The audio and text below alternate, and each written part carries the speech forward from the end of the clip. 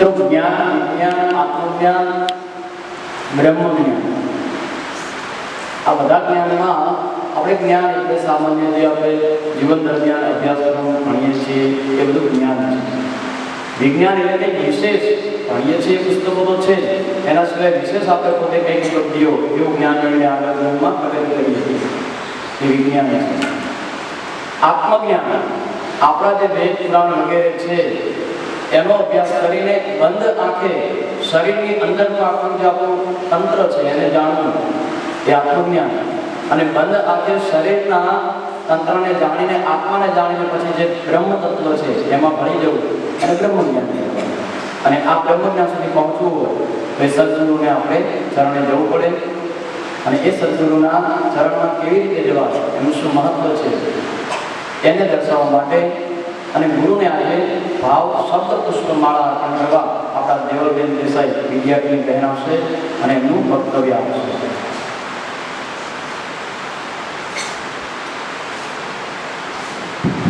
ગુરુ બ્રહ્મા ગુરુ વિષ્ણુ ગુરુ દેવો મહેશ્વર ગુરુ સાક્ષાત પરબ્રહ્મા તસ્મૈ શ્રી ગુરુવે નમઃ. વંદનીય ગુરુજીઓ તેમજ વહાલા વિદ્યાર્થી મિત્રો, ભાઈઓ અને બહેનો, તમને સૌને મારા નમસ્કાર. આજે આપણે બધા અહીં ગુરુ પૂર્ણિમાના પાવન અવસરની ઉજવણી કરવા માટે એકઠા થયા છીએ. ગુરુ પૂર્ણિમા એ ગુરુ અને શિષ્યના પવિત્ર સંબંધને વંદન કરવાનો દિવસ છે. ગુરુ પૂર્ણિમા દર વર્ષે અષાઢ મહિનાના પૂનમના દિવસે ઉજવવામાં આવે છે.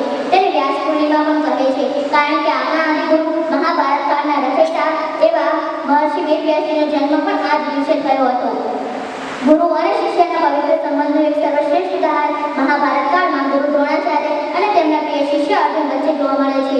ગુરુ દ્રોણાચાર્ય એક પુષ્કળ માર્ગદર્શક હતા. તેમણે અર્જુનની ભીતર છુપાયેલી ધનુર્વિદ્યા અને એકાગ્રતાને ઓળખી હતી. જેમ કુંભાર માટીના પિંડને અંદરથી ટેકો આપીને બહારથી સુંદર ઘડો તૈયાર કરે છે, તેમજ ગુરુ દ્રોણાચાર્ય અર્જુનની ભૂલો સુધારીને તેને વિશ્વનો સર્વશ્રેષ્ઠ ધનુર્ધર બનાવ્યો હતો. તેમજ આપણા ગુરુઓ પણ આપણી ભૂલો સુધારીને આપણને એક સારો માણસ બનાવે છે.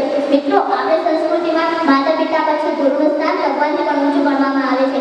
એટલે જ કહેવાય છે ને, ગુરુ ગોવિંદ દોનો ખડે ઇસકો લાગુ પાર, ગુરુ ગોવિંદ દોનો ખડે ઇસકો લાગુ પાર, બલિહારી ગુરુ આપકી ગોવિંદ દેવ બતાય, બલિહારી ગુરુ આપકી ગોવિંદ દેવ બતાય. ગુરુ એ આપણને માત્ર અક્ષર જ્ઞાન જ નહીં, પરંતુ આપણે જીવનની નવમારા સાચી દિશામાં દોરે છે. શાળા એ આપણું બીજું ઘર છે. ગુરુઓ એ આપણા સાચા માર્ગદર્શક છે. હું ગુરુઓ માટે ચોક્કસ બે પંક્તિઓ કહેવા માંગુ છું. અક્ષર અક્ષર આપણને શીખવે, અક્ષર અક્ષર આપણને શીખવે, શબ્દનો અર્થ સમજાવે, શબ્દનો અર્થ સમજાવે, ક્યારેક ઠપકાથી તો ક્યારેક વહાલથી ગુરુ આપણું જીવન સજાવે, ક્યારેક ઠપકાથી તો ક્યારેક વહાલથી ગુરુ આપણું જીવન સજાવે. અંતે આ પાવન અવસરે હું મારા તમામ ગુરુજીઓનો હૃદયથી આભાર વ્યક્ત કરીશ કે અમારા અંધકારમાંથી પ્રકાશ તરફ લઈ જવા માટે અને અમારા ભવિષ્યને ઉજ્જવળ બનાવવા માટે અમે સદા આપના ઋણી રહીશું. અંતે ફરી એકવાર ગુરુ પૂર્ણિમાની ખૂબ ખૂબ શુભેચ્છાઓ. બસ અસ્તુ. જય હિન્દ, જય ભારત. વ્યાપ્તમ એન સચરાચર તત્પદમ દર્શિતમ યેન તસ્મૈ શ્રી ગુરવે નમઃ. આ અખંડ બ્રહ્માંડ જે વ્યાપીને રહેલા છે, અણુ અણુમાં જે વ્યાપીને રહેલા છે, એવા પરમ તત્વનું જે દર્શન કરાવે છે, એવા શ્રી ગુરુઓને નમસ્કાર.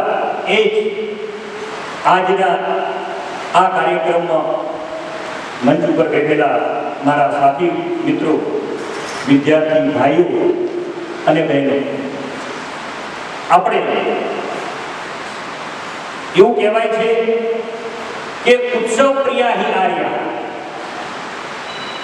આર્ય સંસ્કૃતિ એટલે ભારતીય સંસ્કૃતિ, જે વેદ અને ઉપનિષદની સંસ્કૃતિ, એ સંસ્કૃતિ એ ઉત્સવ પ્રિય છે.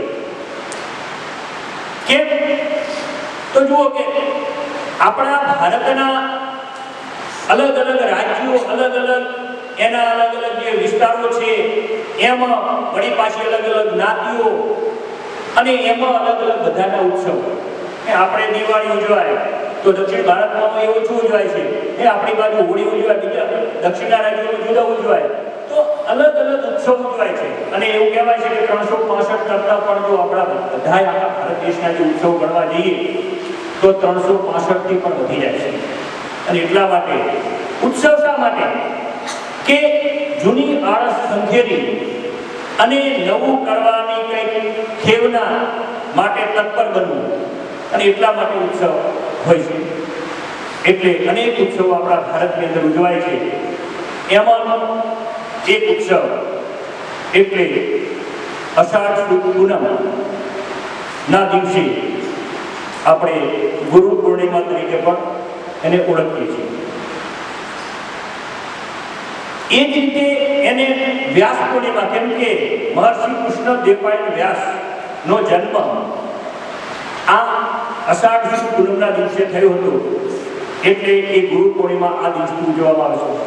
ક્યારે સહજ થાય શું? વ્યાસ મુનિના જન્મ પહેલા ત્રેતાયુગ અને સતયુગમાં શું ઉત્સવ ગુરુ પ્રત્યેની કૃતજ્ઞતા વ્યક્ત કરવામાં નહીં આવતી હોય, એ સહજ પ્રશ્ન થાય તો મિત્રો આદિકાળથી ગુરુ અને શિષ્યની પરંપરા ચાલી આવશે. વેદકાળથી આપણને ખબર છે કે જોવા જઈએ તો આપણા જે ભગવાન છે, ઈષ્ટદેવ છે, જેમને મનુષ્ય અવતાર ધારણ કર્યો છે, એમને પણ ગુરુનો મહિમા બતાવવા માટે એમને પણ જન્મ ધારણ કર્યો છે અને એ પણ કોઈકના શિષ્ય બન્યા છે. એટલે આપણે વેદોની અંદર જોઈએ તો ધૌમ્ય મુનિ અને એનો શિષ્ય આરુણિ. તમને ખબર છે કે આરુણિ એને ગુરુજીએ જવાબદારી આપી, તું જા ખેતરની તપાસ કરતો હોય, ખેતરમાં ચારે બાજુ પાણી ભર્યું છે અને આપણને ખબર છે ખેતરમાં જાય છે, એક બાજુ પાળ તૂટેલી છે તો આરુણિ સૂઈ જાય છે. એ જ રીતે વર્તંતુ શિષ્ય કૌચ, એ પણ આપણા પ્રાચીન ગ્રંથોમાં એનો ઉલ્લેખ મળે છે કે વર્તંતુનો શિષ્ય કૌચ એને ગુરુએ 14,000 દક્ષિણા માંગી અને એને આપી હતી. એ પણ છે. પછી આ પહેલા ભગવાન રામે એમના ગુરુ વશિષ્ઠ આગળ પણ શિક્ષા માંગી લીધી હતી. ક્યારે એમના ગુરુ ક્યાંક પ્રશ્ન પણ થાય કે એમને આમ તો ગુરુ વશિષ્ઠ હતા, પણ અમુક વિદ્યા એ વિશ્વામિત્ર પાસેથી પણ નથી. એ જ રીતે ભગવાન કૃષ્ણ એ સમયમાં આવી ગયા, વ્યાસ મુનિના સમયમાં, કે એમને એ સાંદીપની ઋષિ પાસેથી વિદ્યા પ્રાપ્ત કરી અને એવું કહેવાય છે કે એ વિદ્યા એમને 64 દિવસ ભણ્યા હતા. કેટલા દિવસ ભણ્યા હતા? 64 દિવસ જ ભણ્યા હતા. અને એ વિદ્યા અમે ભણાવી એવી હતી, પણ એ વિદ્યા હતી શક્તિપાત દ્વારા, જે અત્યારે બ્લુટૂથ થી આમ ત્યાં મૂકીને આપણે એક મોબાઈલ બીજું મોબાઈલ 64 કળાઓ, 64 વિદ્યાઓ એ એમને શીખવી હતી અને 64 દિવસની અંદર. તો એ પ્રાચીન જમાનાની વાત કરી. ગુરુ પૂર્ણિમા ઉજવાતી હતી, પણ આપણને ખબર છે કે વેદ વ્યાસે એમને વેદોનું વિભાજન કરી અને લિખિત સ્વરૂપ આપ્યું. પહેલા કંઠ્ય સ્વરૂપે હતા, એ પછી 18 પુરાણો લખ્યા અને પંચમ વેદ તરીકે ઓળખાતું વિશાળ ધર્મ કામે મોક્ષે જ વર્તર્ષભ યદ અસ્તિ તદન્યત્ર યન અસ્તિ નરકચિત. ધર્મ કામ અને મોક્ષની બાબતમાં જે મહાભારતમાં કહેવાયું છે તે બીજા બધા ધાર્મિક ગ્રંથોમાં કહેવાયું છે, અને જે મહાભારતમાં નથી કહેવાયું તે બીજે ક્યાંય નથી કહેવાયું. એવો વિશાળ ગ્રંથ 1 લાખ શ્લોકોનો લખનાર પણ એ વ્યાસ હતા અને એમને આવું વિશાળ સાહિત્યનું સર્જન કર્યું. એટલે એમના શિષ્યો ને એવું થયું કે આપણે એમના જન્મદિવસ નિમિત્તે હાલનું ઉત્તરાખંડ જે બદ્રીનાથ એ વિસ્તારની અંદર એમના શિષ્યો મળ્યા અને એમને ઉત્સવ ઉજવ્યો. અને ત્યારથી આમ તો એમને દરરોજ ઉજવતા હતા, પણ ત્યારથી આ પરંપરા શરૂ થઈ ગુરુ પૂર્ણિમા ઉત્સવ કે આપણે કયા દિવસે ઉજવે બધા એ અષાઢ સુદ પૂનમના દિવસે. અષાઢ સુદ પૂનમના દિવસે ગુરુ પૂર્ણિમા શા માટે ઉજવવામાં આવે? એક તો ખરું ગુરુ પ્રત્યેની કૃતજ્ઞતા વ્યક્ત કરવા માટે.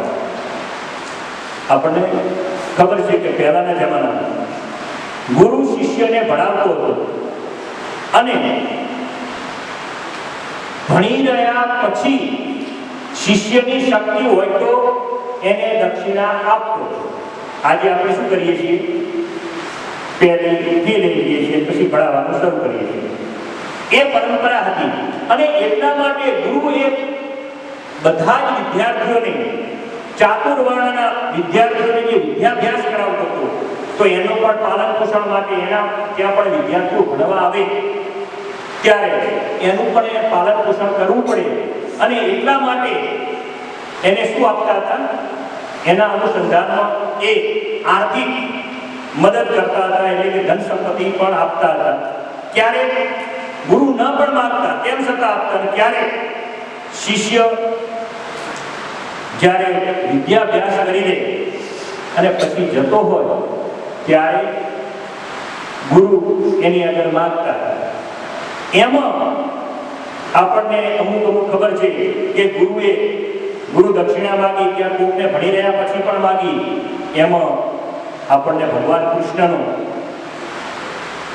જે ઉદાહરણ છે કે એમના ગુરુએ જ્યારે 64 વિદ્યા એ શક્તિપાત દ્વારા શીખવી પણ દક્ષિણા ના માગી. ગુરુ માતાને ખબર હતી કે આ કૃષ્ણ એ કોઈ સામાન્ય વ્યક્તિ નથી, અને ગુરુને તો ખબર હતી જ, કેમ કે એનો યોગ્ય અધિકારી પણ હોય છે. જેટલો ગુરુ જ્ઞાની છે એટલો વિદ્યાર્થી પણ જો પાવરફુલ હોય તો જ એનામાં જ્ઞાન થાય. એટલે અમે બધાને ભણાવીએ છીએ અને બધાની એક સરખું જ્ઞાન આવે છે નથી આવતું. એટલે એમને પણ ખબર હતી કે આ સામાન્ય વ્યક્તિ નથી, સાક્ષાત વિષ્ણુનો અવતાર છે. અને જ્યારે ગુરુ દક્ષિણાનું કીધું કે માગો, તો પહેલા તો બધું બધું ત્યાં પણ ગુરુ માતા કીધું કે તમે માગો, એટલે કીધું કે મારો જે મૃત પુત્ર જે છે એને તમે સજીવન કરો. એ પ્રભાસ પાટણની અંદર ડૂબી ગયો હતો. આપણને ખબર છે પ્રભાસ પાટણ એટલે સોમનાથના દરિયામાં ડૂબી ગયો હતો. તો એને સજીવ કરો, અને ભગવાન કૃષ્ણએ એને એ 5 જણ્યા રાક્ષસના મુખમાંથી એને છોડાવી અને સજીવ કર્યો. એ જ રીતે અલગ અલગ જે શિષ્યો થઈ ગયા એમાંના બેને હમણાં અર્જુનની વાત કરી, એકલવ્યની વાત કરી. તો કૃતજ્ઞતા, એના પ્રત્યેની કૃતજ્ઞતા, ગુરુએ જે ભણાવ્યો છે એનો કોઈ પણ સ્વાર્થ વગર, તો એની કૃતજ્ઞતા વ્યક્ત કરવા માટે, એનું ઋણમાંથી મુક્તિ થવા માટે એમને એ દક્ષિણા માંગી. અને એમાં આપણને ખબર છે કે એકલવ્ય અંગૂઠો આપી દીધું. એકલવ્ય એ ગુરુ દ્રોણ પાસે ભણવા આવ્યો. આમ તો મગધ દેશનો રાજા જરાસંધનો સેનાપતિનો પુત્ર હતો. કોઈ બીજો કોઈ નતો, આદિવાસી વિસ્તાર, જંગલી વિસ્તારમાં નતો. એ પણ આપણા ધ્યાનમાં રહે. મહાભારત આધારે એ જરાસંધના સેનાપતિનો પુત્ર હતો. અને એ ગુરુ પાસે ભણવા ગયો ત્યારે ગુરુ દ્રોણે કીધું કે મારી આગળ તો શિષ્યો પૂરતા છે, અને હું ગુરુ વંશના રાજકુમારોને ભણાવું છું, એટલે હું નહીં ભણાવી શકું. પણ એને મનથી એને ગુરુ માની લીધા. મન મક્કમ હોય તો માળવે જવાય.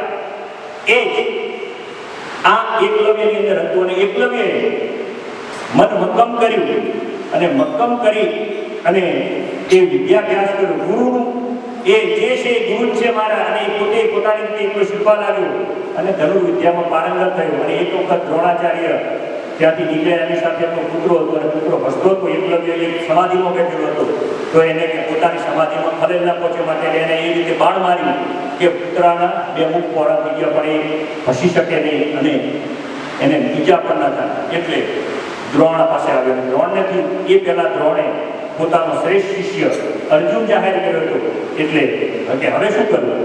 એટલે જ્યારે એકલવ્ય આવ્યો કે ગુરુદેવ, હું પણ તમારો શિષ્ય છું, તમને ગુરુ માની. તો કે કોઈ વાંધો નહીં, તારો અંગૂઠો આપી દે. અને શિષ્યએ ગુરુની આજ્ઞાનું પાલન કરતા ક્ષણનો વિચાર કર્યા વગર પોતાની જે કમરમાં જે કટાર હતી, કટાર કાઢી અને અંગૂઠો જમણા હાથમાં આપી. આપણને ખબર છે કે ખેંચવું હોય તો જમણા હાથથી જે એની ધનુષ્યની પણસ ખેંચી શકાય, અને એને ક્ષણનો વિલંબ કર્યા વગર આપી દીધો. એવા અનેક વિરલ શિષ્યો રહી ગયા આપણા ઇતિહાસમાં ગુરુ પ્રત્યેની કૃતજ્ઞતા વ્યક્ત કરવામાં. તો એ પ્રાચીન જમાનાની વાત છે. અર્જુનને એ પણ ખબર છે કે પાંડવો પણ ગુરુ દક્ષિણામાં શું માન્યું હતું? ગુરુ દ્રોણે દ્રુપદ રાજાને જીવતો પકડી લાવો, તો એ પણ એ પાંડવો એને લઈ આપે. તો આ પ્રાચીન પરંપરા હતી. જ્યારે આધુનિક પરંપરાની અંદર પણ ગુરુ અને શિષ્યનો જે નાતો હતો, ગુરુએ પોતાના શિષ્યને કેળવ્યો અને એ શિષ્ય પારંગત બન્યો. એમાં એક છે મધ્યયુગની વાત કરીએ તો પણ, અને મીરાબાઈ, નરસિંહ મીરાબાઈ થઈ ગયા, તો એમને પણ એ જ કાર્ય કર્યું ગુરુના પ્રતાપથી. એ જ રીતે ગંગા સતી અને પાનગાઈ, એનું પણ ઉદાહરણ ગુરુ શિષ્યની પરંપરાનું સાંભળ્યું છે. અને પાછળ એટલે કે હમણાં 100 વર્ષો પહેલા પણ ગુરુ શિષ્યની પરંપરા, ગુરુ પ્રત્યેની કૃતજ્ઞતા વ્યક્ત કરનાર બે મહાન તત્વજ્ઞો થઈ ગયા. એમાં એક સ્વામી વિવેકાનંદ અને બીજા દયાનંદ સરસ્વતી. બંને ઈશ્વર મારે જોયો છે, મારે ભગવાન જોયો છે. આપણે સ્વામી વિવેકાનંદની વાત કરીએ તો કલકત્તાની અંદર મારે ભગવાનને જોયા છે. તમે કોઈ ભગવાનને જોયા છે? આવી જે જિજ્ઞાસા હતી એ જિજ્ઞાસા દરેક ગુરુઓ પાસે ગયા. કલકત્તાની આજુબાજુના વિસ્તારોની અંદર પણ કોઈ એમની જિજ્ઞાસા સંતોષી નહીં. ત્યારે રામકૃષ્ણ પરમહંસ પાસે ગયા અને રામકૃષ્ણ પરમહંસે એમને કીધું કે હા, મેં ભગવાનને જોયા છે, હું તને ભગવાન બતાવીશ. ગુરુ શું કરે છે? શિષ્યની જે એની જે અપેક્ષાઓ છે, એની જિજ્ઞાસાઓને સંતોષે છે, એ સાચો ગુરુ છે. ક્યારેક શિષ્ય બોલતો, આપણે નાનું બાળક હોય, આપણે ક્યારેક હોય એટલું બધું બોલ કરે તો આપણે કંટાળો આવે કે ધ્યાન સાનું ક્યાંનું લપ કરે. પણ એ ગુરુ એ કહે છે કે એની જિજ્ઞાસાઓને સંતોષે અને તો જ એ શિષ્ય આગળ આવી શકે. એમાં રામકૃષ્ણ પરમહંસે પણ એમની જિજ્ઞાસાઓને સંતોષી અને પછી છેલ્લે એવું કહેવાય કે રામકૃષ્ણ પરમહંસ એ મૃત્યુ પામવાની તૈયારીમાં હતા. ત્યારે એમને પણ પોતાના જે વિદ્યા હતી એ વિદ્યા બધી જ મરવાના સમય પહેલા પોતાના અંદર રહેલી વિદ્યા બધી એ સ્વામી વિવેકાનંદની અંદર મૂકી હતી. અને એટલા માટે સ્વામી વિવેકાનંદે કીધું કે યોગ્ય ગુરુ હોય તો એને શાસ્ત્રો વાંચવાની કોઈ જરૂર નથી. યોગ્ય ગુરુ હોય તો એને શાસ્ત્રો વાંચવાની કોઈ જરૂર નથી. એ તો ગુરુની કૃપા જ પૂરતી છે. એવું સ્વામી વિવેકાનંદે કહ્યું હતું. જ્યારે બીજા દયાનંદ સરસ્વતી થઈ ગયા તો દયાનંદ સરસ્વતી આપણા ગુજરાતના જ હતા. ટંકારા વતની, સાયલા તાલુકાના ટંકારાના વતની. એમના પિતાને પણ એવું જ હતું કે મારો પુત્ર લગ્ન કરીને સાંસારિક જીવન જીવે, પણ એમને ઈશ્વરની પ્રાપ્તિ માટેની ખેવના હતી અને એમને ઘર છોડી દીધું. ટંકારાથી સાયલા, સાયલાથી સિદ્ધપુર, સિદ્ધપુરથી નર્મદા યોગ્ય ગુરુની શોધમાં ફરતા હતા પરમાત્માના દર્શન કરવા માટે. અને ત્યાં એમને ગુરુ પૂર્ણાનંદ મળ્યા અને પૂર્ણાનંદે એમને દીક્ષા આપી.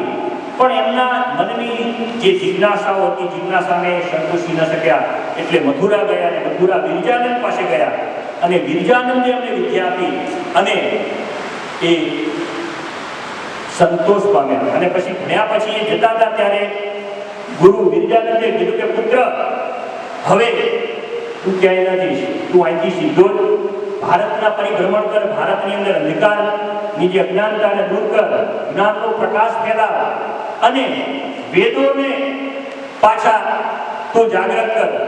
અને એટલા માટે આપણે કદાચ તમે સાંભળ્યું છે કે વેદો તરફ પાછા જોઈ. સૂત્ર કોને આપ્યું? સ્વામી દયાનંદ સરસ્વતી. અને આખા ભારતની અંદર પરિભ્રમણ કર્યા અને એમને સત્ય, પ્રકાશ, એના સિવાય ઋગ્વેદ ભાષ્ય, આવા ગ્રંથો લખ્યા. પણ કોની કૃપા? ગુરુની કૃપાથી. તો આવા ગુરુ પરંપરાના અનેક આપણે ઉદાહરણો જોયા. ગુરુ વર્તમાન સમયની અંદર આપણે જોઈએ છીએ કે અલગ અલગ જે મઠો છે, મંદિરો છે, અલગ અલગ જ્ઞાતિઓ છે, એમના પણ અલગ અલગ મંદિરો, મઠો છે. ત્યાં પણ એ પોતાના ગુરુ પાસે જાય છે. એ ગુરુ કયા છે? એક શિક્ષા ગુરુ છે, બીજા દીક્ષા ગુરુ છે. આ જે દીક્ષા ગુરુ પાસે એ જ્ઞાન લેવા માટે જાય છે. શેનું જાય છે? પરમાત્મા વિશેનું જ્ઞાન પ્રાપ્ત કરવા જાય છે. એ પરમાત્મા વિશેનું જ્ઞાન પ્રાપ્ત કરવા જાય છે. અને કોઈકે એવું પણ કીધું છે કે શિક્ષક એને અષ્ટકોણ, ચતુષ્કોણ, ષટકોણ અને અષ્ટકોણ શીખવે છે, જ્યારે ગુરુ એને જીવન જીવવાનો દ્રષ્ટિકોણ શીખવે છે. અને એ દ્રષ્ટિકોણ એ સાચો ગુરુ શીખવી શકે. એટલે ગુરુ કેવો હોવો જોઈએ? તો ગુરુ એ કુંભાર જેવો હોવો જોઈએ.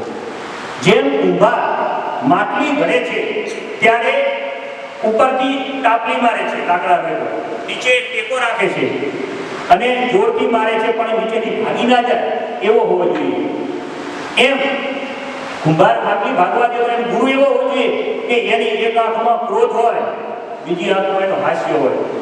એ ક્લાસમાં જાય તો છોકરા ડરે ખરા પણ કંટાળી ગયા, સાહેબ આવ નહીં, આ પણ ના હોવું જોઈએ. એનામાં એક જિજ્ઞાસા વૃત્તિ પણ હોવી જોઈએ, દરેક બાબતોની હોવી જોઈએ. તો જ આપણે દરરોજ પ્રાર્થનાનો મંત્ર બોલીએ છીએ, ગુરુ બ્રહ્મા ગુરુ વિષ્ણુ ગુરુદેવો મહેશ્વર ગુરુ સાક્ષાત પરબ્રહ્મ તસ્મૈ શ્રી ગુરવે નમઃ. ગુરુ બ્રહ્મા, તો એ ગુરુ જ બ્રહ્મા છે, ગુરુ જ વિષ્ણુ છે, ગુરુ જ મહેશ છે, એટલે કે ભગવાન શિવ છે. તો તે ગુરુને હું નમસ્કાર કરું છું. પણ શું? તો આપણને ખબર છે કે બ્રહ્મા એ સૃષ્ટિનું સર્જન કર્યું છે. બ્રહ્માએ સૃષ્ટિનું સર્જન કર્યું છે. જ્યારે વિષ્ણુ એ જગતના પાલનહાર છે. એ શું કરે છે? આ સૃષ્ટિનું પાલનહાર કરે છે. અને શિવ એ સંહારક દેવ છે. આપણે કે તાંડવ નૃત્ય કર્યું, પૃથ્વી રસાતાળ થઈને, તો શિવ એ સંહારક દેવ છે. એમ શિક્ષકની અંદર પણ 3 ગુણો હોવા જોઈએ. એક, જેમ સૃષ્ટિનું સર્જન બ્રહ્મા કરે છે, એમ શિક્ષકે વિદ્યાર્થીના સારા ગુણોને બહાર ખેંચવાનું એનું સર્જન કરવું જોઈએ. એના અંદર સદગુણોનું સિંચન કરવું જોઈએ. વિષ્ણુ છે તો એ વિષ્ણુ એ પાલન પોષણ દેવ છે, તો વિદ્યાર્થીના સદગુણોનું એને પાલન પોષણ પણ કરનાર એ પણ હોવો જોઈએ, ગુરુ હોવો જોઈએ. વિષ્ણુની જેમ સમાન જે એને છે સારા ગુણો કેળવી અને પરિપોષણ કરવું જોઈએ. ક્યારેક વિદ્યાર્થીઓ અડધું શીખે પછી એને માર્ગદર્શન પૂરું ના મળે તો હવે કોઈ ભણવું નથી, પણ એને છેક સુધી એને આગળ લઈ જવાનું હોય એવો ગુરુ હોવો જોઈએ. દરેક બાબતોની એને દેખરેખ, ભણી રહ્યા પછી પણ એને ખબર અંતર પૂછવા વાળો ગુરુ હોવો જોઈએ કે તમે ભણી રહ્યા, તમે તમારા માર્ગે, અમે અમારા માર્ગે. એ ગુરુ નથી. ગુરુ એ છેક સુધી શિષ્યની પણ ચિંતા કરે છે. અને છેલ્લે ગુરુ મહેશ્વર એટલે કે સંહાર દેવ. તમારા અંદર રહેલા જે દુર્ગુણો છે એ દુર્ગુણોને નાશ કરો. તમને નાશ કરવાનો નથી, આ ધ્યાન રાખો. તમને નાશ કરવાનું નથી, પણ ગુરુનું એનું કર્તવ્ય છે એને બોલાવી, એની જે ભૂલો છે એની ભૂલોનું એનું સોલ્યુશન કરી, સમાધાન કરી એને સીધા રસ્તે લાવવાની જવાબદારી ગુરુનો છે. એટલે આ ગુરુનો મહિમા છે. આપણે મંત્ર બોલીએ છીએ પણ આ મંત્રનો અર્થ આ થાય છે, એ પણ આપણા ધ્યાનમાં હોવું જોઈએ. એટલે ગુરુ એનો સર્જનહાર છે, એનો વિનાશકારક નથી, એ પણ આપણા મનમાં હોવું જોઈએ. બીજું એક મંત્રની અંદર કહ્યું છે કે અજ્ઞાન તિમિરાન દશ્ય જ્ઞાનાંજન શલાકયા ચક્ષુ ઉન્મિલિતમ એન તસ્મૈ શ્રી ગુરવે નમઃ.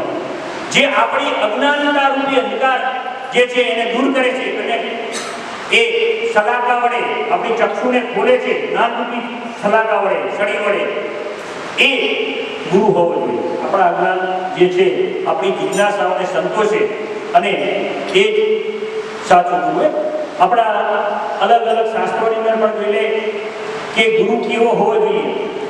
તો કબીરે પણ કીધું છે કે ગુરુ ગોવિંદ દોનો ખડે કાકો લાગુ પાય બલિહારી ગુરુ આપકી ગોવિંદ દિયો બતાય. એને બોલ્યા તો એવું કહેવાય છે કે ભગવાનને આપણે પ્રસન્ન કરવા છે, દર્શન કરવા છે, તો આપણને માર્ગદર્શન આપવા વાળું કોઈ તો હશે ને. આપણા મા હશે, આપણા પિતા હશે, આપણા કોઈ ગુરુ હશે, એ આપણને જ્ઞાન આપે છે ત્યારે પરમાત્મા સુધી પહોંચી શકશું.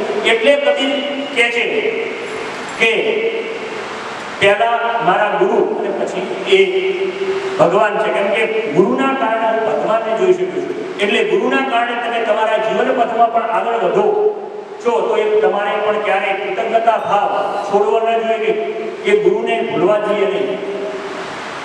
એક એમાં ક્યારેક સ્મૃતિકારોએ થોડુંક એનાથી જુદું કહ્યું છે. એ સ્મૃતિકારોને બધાને ગુરુ માટે કીધું છે. ગુરુ એટલે શું? પેલું ઉપનિષદની વાત કરીએ. ઉપનિષદોમાં એવું કીધું છે અજ્ઞાનના અંધકારને દૂર કરે છે અને જ્ઞાનરૂપી પ્રકાશ પામે છે, પરમાત્માની પ્રાપ્તિ કરાવે છે, તે ગુરુ છે. એટલે આપણે ગુજરાતીમાં ગુરુ, ગુ એટલે અંધકાર, ગુ એટલે પ્રકાશ. એટલે આપણને અજ્ઞાનરૂપી અંધકારમાંથી જ્ઞાનરૂપી પ્રકાશ તરફ લઈ જાય એ ગુરુ છે. જ્યારે સ્મૃતિ શાસ્ત્રએ ગુરુ વિશે એવું કીધું છે આચરતી ઇતિ આચાર્ય.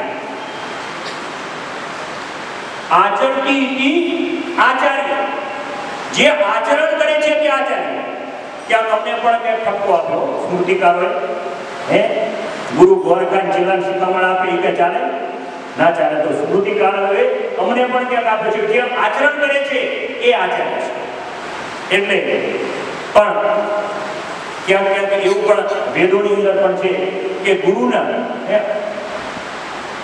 જે ગુરુગુણો છે એ તરફ લક્ષ્ય શિષ્ય ના આપવું જોઈએ અને પોતાના પ્રગતિના માર્ગ તરફ એને વધવું જોઈએ તો એ સાચો શિષ્ય છે સ્વામી આચાર્ય શ્રીરામ શર્મા આપણે ગાયત્રી મંદિરમાં જતા હશું એમને ગુરુ વિશે કહ્યું છે કે ગુરુ અને શિષ્યનો સંબંધ એ એક આત્મીયતા ભાવ પણ છે અને એ સમાન હૃદયનો ભાવ છે એટલે બંનેનો હૃદય કેવું હોવું જોઈએ સમાન હોવું જોઈએ તો આવા તો અનેક ગુરુઓ વિશે વાત કરી છે આજે ગુરુ પૂર્ણિમાનો દિવસ આપણે અહીં આવ્યા છીએ તો આપણામાં પણ ગુરુ પ્રત્યેની કૃતજ્ઞતા વ્યક્ત થાય આપણામાં પણ દુર્ગુણો હોય એ દુર્ગુણોને દૂર કરીએ આપણને પણ જે સાહેબો જે સલાહ શિક્ષણ આપે એનું પાલન કરીએ માતા પિતા ઉપનિષદ કહ્યું તેત્રી ઉપનિષદમાં કીધું છે કે માતૃદેવો ભવ પહેલા દેવ કયા છે માતા પછી પિતૃદેવો ભવ પિતા અને ત્રીજા નંબરે આચાર્ય દેવો ભવ એટલે ત્રણેયની આજ્ઞાનું આપણે પાલન કરીએ અને જીવનની અંદર આગળ વધીએ એ જ શુભકામના સાથે હું વિરમું છું. અસ્તુ. જય હિન્દ.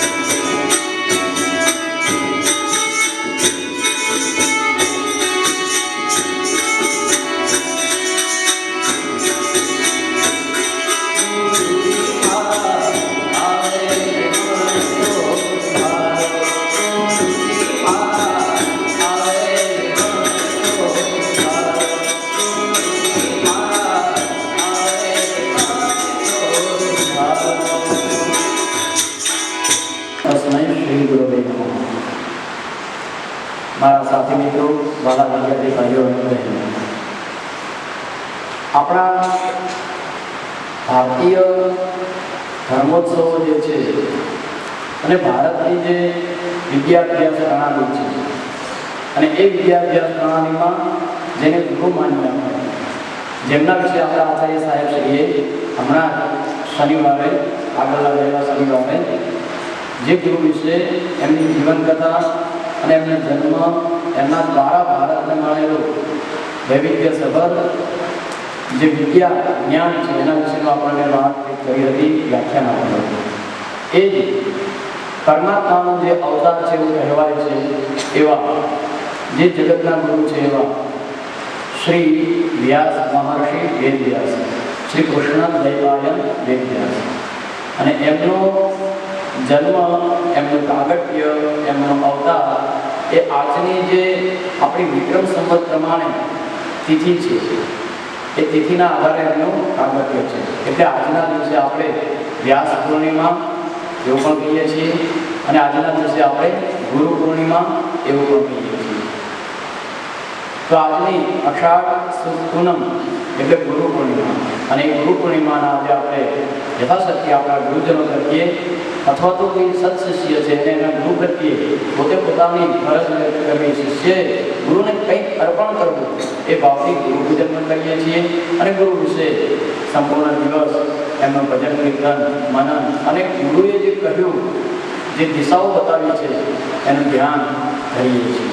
તો આજે પણ આપણે એ ભારતીય પરંપરા પ્રમાણે દિવસને ઉજવતા આપણી શાળાના બહેન આવીને અહીંયા બેઠેલા ગુરુજનોને તિલક કંકુ ચોખાથી એ પૂજિત કરશે. સાથે સાથે કેલમ બેન છે આપણી શાળાના, એ સાથે ગુરુને મહત્વ આપતું ભજન પણ ગાશે.